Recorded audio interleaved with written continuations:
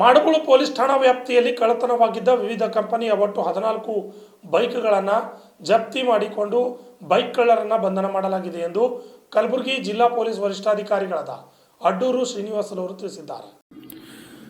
ನಗರದಲ್ಲಿ ಸುದ್ದಿಗೋಷ್ಠಿ ನಡೆಸಿ ಮಾತನಾಡಿದ ಅವರು, ಮಾಡಬೂಳು ಪೊಲೀಸ್ ಠಾಣಾ ವ್ಯಾಪ್ತಿಯಲ್ಲಿ ಒಟ್ಟು 14 ಬೈಕ್ಗಳನ್ನು ಪೊಲೀಸರು ಜಪ್ತಿ ಮಾಡಿಕೊಂಡು ಬೈಕ್ ಕಳ್ಳರನ್ನು ಬಂಧಿಸಲಾಗಿದೆ ಎಂದು ತಿಳಿಸಿದರು.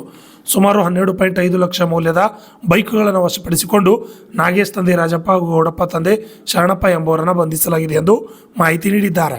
Bureau report RJ32 Kannada news Kalaburagi. Madbool police ಠಾಣೆಯಲ್ಲಿ ನೀಡಿರ್ತಾರೆ.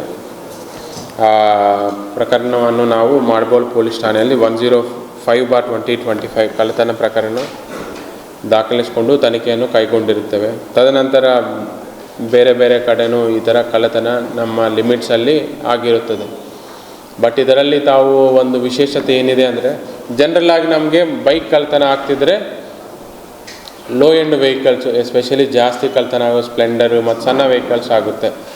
ಬಟ್ ಇದರಲ್ಲಿ ನಮಗೆ ವಿಶೇಷತೆ ಏನು ಕಂಡು ಬಂದಿದೆ ಅಂದರೆ, ಸ್ವಲ್ಪ ಹೈ ಎಂಡ್ ವೆಹಿಕಲ್ಸ್ ಎಲ್ಲ ಕಳ್ಳತನ ಆಗಿರೋದು ಕಂಡು ಬರ್ತಾ ಇತ್ತು. ಒಂದು ಪಲ್ಸರು, KTM ಬೈಕ್ಸು, ಇಂಥವು ವೆಹಿಕಲ್ಸ್ ಎಲ್ಲ ಕಳ್ಳತನ ಆಗ್ತಾ ಇರೋದು ಕಂಡು ಬಂದಿರುತ್ತದೆ.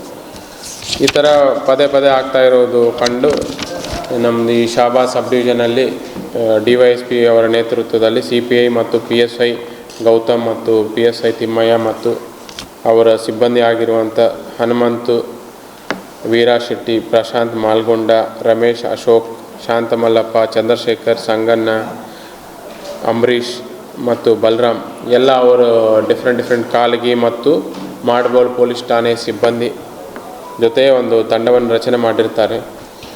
ಇದರಲ್ಲಿ ಈ ತರಹ ಮಾಡೋರು ಯಾರ್ಯಾರಿದ್ದಾರೋ ಮತ್ತು ಈ ಭಾಗದಲ್ಲಿ ಬಂದು ಯಾರು ಮಾಡಿರ್ತಾರೆ ಅನ್ನೋದು ಬೋತ್ ವೈಜ್ಞಾನಿಕ ಮತ್ತು ಟ್ರೆಡಿಷನಲ್ ಮೆಥಡ್ಸ್, ಅಂದರೆ ಹಳೆಯ ಆರೋಪಿಗಳು ಯಾರ್ಯಾರಿದ್ದಾರೆ ಚೆಕ್ ಮಾಡೋದು. ಇದರಲ್ಲಿ ಮಾಡಿದಾಗ ಅವರು ತಂಡಕ್ಕೆ ಒಂದು ಯಶಸ್ವಿ ಸಿಕ್ಕಿದೆ. ಯಾವಾಗಂದ್ರೆ ನಾಗೇಶ್ ತಂದೆ ರಾಜಪ್ಪ ಅಂತ ಪಸ್ತಾಪುರ ಗ್ರಾಮ, ಇವರು ತಾಲೂಕಾ ಚಿಂಚೋಳಿ, ಇವರು ಮತ್ತು ಅವರ ಅಸೋಸಿಯೇಟ್ ಆಗಿರುವಂಥ ಗೌಡಪ್ಪ ತಂದೆ ಶರಣಪ್ಪ ಅಂತ, ಇವರು ಜೀವರ್ಗಿ ತಾಲೂಕಾ ರಾಂಪುರ ಗ್ರಾಮದವರು. ಅವ್ರನ್ನ ವಶಪಡಿಸ್ಕೊಂಡು ವಿಚಾರಣೆ ಮಾಡಿದಾಗ ಅವರು ಈ ಕಳ್ಳತನ ಮಾಡಿರೋದು ಕಂಡು ಬಂದಿರುತ್ತದೆ. ಮೇಜರ್ ಮಾಡಿ ಮೇಯ್ನ್ ಅಫೆಂಡರ್ ಯಾರು ಅಂದರೆ ನಾಗೇಶ್ ತಂದೆ ರಾಜಪ್ಪ ಅನ್ನೋರದು ಮೇಯ್ನ್ ಅಫೆಂಡರ್. ಅವ್ರ ಜೊತೆ ಅಸೋಸಿಯೇಟ್ ಅನ್ನೋರು ಗೌಡಪ್ಪ ಅನ್ನೋರದು ನಾವು ಸೆಕ್ಯೂರ್ ಮಾಡ್ಕೊಂಡು ಅರೆಸ್ಟ್ ಮಾಡಿದ್ದೀವಿ. ಇವರ ಕಡೆಯಿಂದ ಟೋಟಲ್ ನಾವು 14 ಬೈಕ್ಗಳನ್ನು ನಾವು ಜಪ್ತಿ ಮಾಡಿಕೊಂಡಿದ್ದೇವೆ. ಇವರು ಮೇಜರ್ ಅಫೆನ್ಸು ಯಾವ ತರಹ ಮಾಡ್ತಾರೆ ಅಂದರೆ, ಇವರು ಜಾತ್ರೆ ಸಮಯದಲ್ಲಿ ಮೇಜರ್ ಎಲ್ಲಿ ಗ್ಯಾದರಿಂಗ್ ಜಾಸ್ತಿ ಇರುತ್ತೋ ಆ ಪಾರ್ಕಿಂಗಲ್ಲಿ ಯಾವ ವೆಹಿಕಲ್ ಪಾರ್ಕ್ ಮಾಡಿರುತ್ತೋ ಅದನ್ನು ಟಾರ್ಗೆಟ್ ಮಾಡ್ತಾರೆ. ಮತ್ತು ಪಾರ್ಕಿಂಗಲ್ಲಿ ಮೇಜರ್ ಸ್ವಲ್ಪ ಹೈ ವ್ಯಾಲ್ಯೂ ಇರುವಂಥ ಥರ ಹೈ ಎಂಡ್ ಇರುವಂಥ ವೆಹಿಕಲ್ಸನ್ನು ಇವರು ಟಾರ್ಗೆಟ್ ಮಾಡ್ತಾರೆ. ಅದನ್ನು ಲಾಕ್ ಬ್ರೇಕ್ ಮಾಡಿಕೊಂಡು ಕಳ್ಳತನ ಮಾಡ್ಕೊಂಡು ಹೋಗ್ತಾರೆ. ಇವರು ಹಿನ್ನೆಲೆಯಲ್ಲಿ ನೋಡಿದರೆ ಮೇಜರ್ ಇವರು ಮೇನ್ A1 ಆರೋಪಿ ಯಾರಿದ್ದಾರೆ ನಾಗೇಶ್ ಅನ್ನೋರ ಮೇಲೆ ಈಗಾಗಲೇ ಚಿಟ್ಗುಪ್ಪ, ಬಸವ ಕಲ್ಯಾಣಲ್ಲಿ ಹಳೆ ಕೇಸಸ್ ಇದೆ ಮತ್ತು ಅವ್ರ ಮೇಲೆ MOBನೂ ಓಪನ್ ಮಾಡಲಾಗಿದೆ. ಇವರು ಈ ಥರ ಹೈ ಎಂಡ್ ವೆಹಿಕಲ್ಸನ್ನು ಕಳ್ಳತನ ಮಾಡೋದು ಈ ಜಿಲ್ಲೆ ಬಿಟ್ಟು ಬೇರೆ ಕಡೆ ಹೋಗ್ಬಿಟ್ಟು ಕಡಿಮೆ ರೇಟಿಗೆ ಅಂದಾಜು 10,000 15,000 ಅಂದಾಜು 10,000 15,000 ಬೇರೆ ಅವ್ರಿಗೆ ಮಾರಾಟ ಮಾಡೋದು ಇವರ ಪ್ರವೃತ್ತಿ, ಅಂದರೆ ಇವರದು ಮಾಡೋರಿದ್ದಾರೆ. ಈಗ ಒಟ್ಟು ನಾವು ಇವರ ಕಡೆಯಿಂದ 14 ವೆಹಿಕಲ್ಸನ್ನು ರಿಕವರಿ ಮಾಡ್ಕೊಂಡಿದ್ದು. ಇನ್ನೂ ಇಬ್ಬರು ಅರೆಸ್ಟ್ ಆಗಿದೆ. ಇನ್ನೂ ಇಬ್ಬರು ಅಸೋಸಿಯೇಟ್ಸು ಅರೆಸ್ಟ್ ಮಾಡೋದು ಬಾಕಿ ಇದೆ. ಬಟ್ ಇವಾಗ ನಾವು A2 ಯಾರಿದ್ದಾರೆ ಗೌಡಪ್ಪ, ಇವ್ರ ಮೇಲೆ ಹಳೆ ಕೇಸಸ್ ಯಾವುದೂ ಇಲ್ಲ. ಬರೀ ಇವರಿಗೆ ಬೇರೆ ಕಡೆ ಪರಿಚಯ ಆಗಿ ಅವರನ್ನು ಕರ್ಕೊಂಡು ಹೋಗಿರ್ತಾರೆ. ಬಟ್ ಇದರಲ್ಲಿ ಮೇಯ್ನ್ ಸೂತ್ರಧಾರಿ ಮೇಯ್ನ್ ಪರ್ಸನ್ ಯಾರಿದ್ದಾರೆ ಅಂದರೆ ಅವ್ರು ನಾಗೇಶ್ ತಂದೆ ರಾಜಪ್ಪ ಅನ್ನೋರು ಇದ್ದಾರೆ.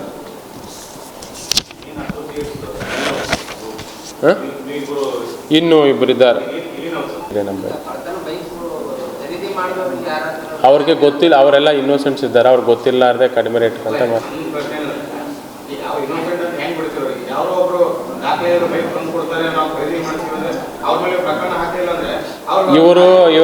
ಇವರು ಕೊಡಬೇಕಾದ್ರೆ ಆ ಥರ ಯಾರು ಕ್ವಶನ್ ಮಾಡಲ್ಲ ಅಂಥವ್ರಿಗೆ ಕಡಿಮೆ ರೇಟಿಗೆ ಹೊಲಕ್ಕೆ ಹೋಗ್ಲಿಕ್ಕೆ ಅಂತಕ್ಕೆಲ್ಲ ಕೊಟ್ಟಿದ್ರು.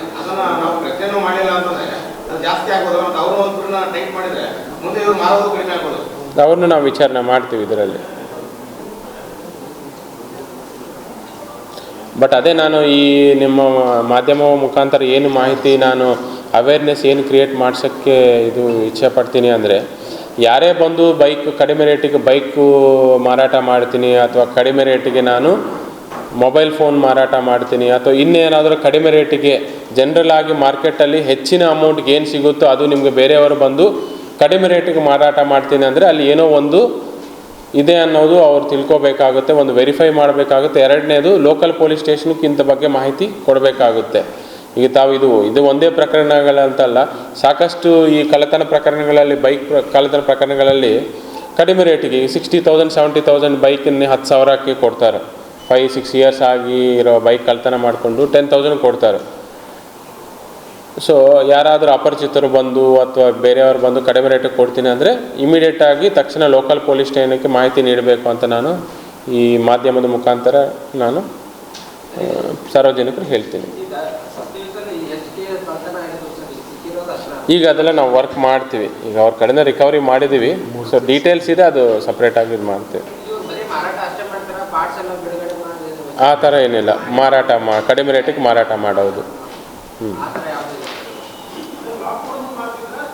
ಲಾಕ್ ಮುರಿದೇ ಮಾಡ್ತಿದ್ರು. ಬೈಕ್ ಥೆಫ್ಟೆಲ್ಲ ಆಲ್ಮೋಸ್ಟ್ ಎಲ್ಲ ಲಾಕ್ ಬ್ರೇಕೇ ಆಗುತ್ತೆ. ವೆರಿ ಕಡಿಮೆ, ಯಾರು ಬೈಕ್ ಪಾರ್ಕ್ ಮಾಡ್ಬೇಕಾದ್ರೆ ಲಾಕ್ ಮಾಡೇ ಮಾಡ್ತಾರೆ. ಕಡಿಮೆ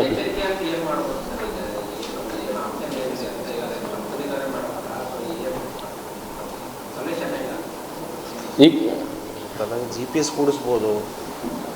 ಈಗ ವೆಹಿಕಲ್ಗೆ GPS ಬಂದಿದೆ, ಈಗ ಬೈಕಿಗೂ ಬಂದಿದೆ, ಭಾಳ ಚೀಪ್ ಕ್ವಾಲಿಟಿ ಬಂದಿದೆ, ಚೆನ್ನಾಗಿದೆ, ಅದನ್ನು ಮಾಡ್ಬೋದು. ಮತ್ತು ಕೆಲವೊಂದಿಷ್ಟು ಕಡೆ ಮೇಜರ್ ಹೆವಿ ವೆಹಿಕಲ್ಸ್ಗೆಲ್ಲ GPS ಕೂರಿಸ್ತಾರೆ ಇವರು, ಟಿಪ್ಪರು ಅದಕ್ಕಂತಕ್ಕೆಲ್ಲ GPS ವೆಹಿಕಲ್ ಬಂದಿದೆ ಸಣ್ಣ. ಬಟ್ 2 ವೀಲರ್ಸ್ ಕಡಿಮೆ ಕೂರಿಸೋದು ಕಡಿಮೆ ಇದೆ, ಕಾಸ್ಟ್ ಸ್ವಲ್ಪ ಇದಾಗುತ್ತೆ ಅಂತ ಕೂರಿಸೋದು. ಒಂದು ನಾನು ಹೇಳ್ತೀನಿ ನೋಡಿ, ಒಂದು ಈಗ ಪಬ್ಲಿಕ್ ಪರ್ಚೇಸ್ ಮಾಡಿಲ್ಲ ಅಂದರೆ ಕಡಿಮೆ ಆಗುತ್ತೆ. ಈಗ ಯಾರೇ ಬೈಕ್ ಮಾರಾಟ ಮಾಡ್ತಾಯಿದ್ರು, ಬೈಕ್ ಪರ್ಚೇಸ್ ಮಾಡ್ಕೋಬೇಕು ಅಂದರೆ ವಿತ್ ದಾಖಲೆ ಸಮೇತ ತಾವು ಪರ್ಚೇಸ್ ಮಾಡಿಕೊಂಡು ಓನರ್ಶಿಪ್ ಚೇಂಜ್ ಮಾಡ್ಕೋಬೇಕಾಗುತ್ತೆ. ಅದೇನಿಲ್ಲ ಕಡಿಮೆ ರೇಟ್ 10,000ಕ್ಕೆ ನಿಮ್ಗೆ ಬೈಕ್ ಕೊಡ್ತೀನಿ, ನೀವು ಯೂಸ್ ಮಾಡ್ಕೊಳ್ಳಿ ಅಂತ ಹೇಳಿದ ಮೇಲೆ ಅದು ಕಷ್ಟ ಆಗುತ್ತೆ. ಯಾಕಂದ್ರೆ ಸಾಕಷ್ಟು ವ್ಯಾಪ್ ಅದಾವ್ರಿ. RC ನಂಬರ್ ಹೇಳಿ ಅಂತ ಹೇಳಬೇಕು ಅವರು. RC ನಂಬರ್ ತೆಗೆದು ಅವರೇ ಚೆಕ್ ಮಾಡ್ಬೋದು, ಇದು ಯಾರ ಹೆಸರಲ್ಲಿದೆ ಏನಿದೆ ಅಂತಂದೇಳಿ. ಇವರು ಮಾರೋರು ಡಿಫ್ರೆಂಟ್ ಇದ್ದರು, ಅದು RC ನಂಬರ್ ಬೇರೆ ಹೆಸರಲ್ಲಿತ್ತು ಅಂದರೆ ಆಟೋಮೆಟಿಕ್ಕಾಗಿ ಯಾಕೆ ಏನು ಅಂತ ಗೊತ್ತಾಗ್ಬಿಡುತ್ತೆ. ಮತ್ತು ಡಾಕ್ಯುಮೆಂಟ್ ಮೊದಲು ಮಾಡಿಕೊಡ್ಬೇಕು, ಫಾರಮ್ ನಂಬರ್ 10 ಇದು ಎಲ್ಲ ಇಮಿಡಿಯೇಟ್ ಮಾಡಿಕೊಡ್ಬೇಕು. ಅದನ್ನು ಹೇಳೋದಿಲ್ಲ. ಪಬ್ಲಿಕ್ ಆ ರೀತಿ ಖರೀದಿ ಮಾಡಿದ್ರೆ ಅಂದ್ರೆ ಅವ್ರು ಸಿಕ್ಕಾಕೊಳ್ತಾರೆ. ಕೆಲವು ಕಡೆ ನಾವು ಆ ರೀತಿದ್ದು ಅವ್ರ ಮೇಲೆ ಕೂಡ ಆ್ಯಕ್ಷನ್ ತಗೋತೀವಿ. ಇದ್ರಾಗೂ ಕೂಡ ಆ ಥರ ಆಗುತ್ತೆ.